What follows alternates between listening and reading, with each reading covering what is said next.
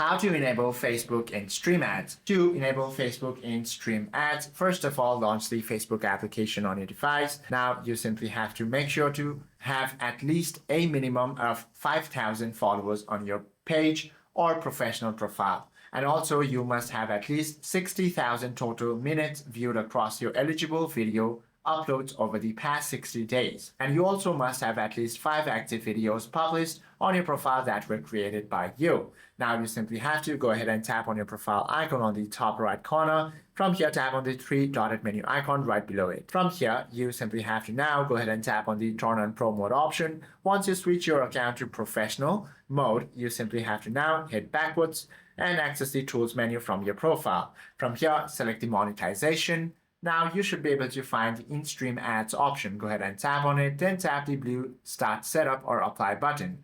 Once you do this, you simply have to fill in the info and then link your bank account, and you can now turn on ads on new and existing videos. Hope this video helps you out a lot. If you have any questions or queries, please do comment down below.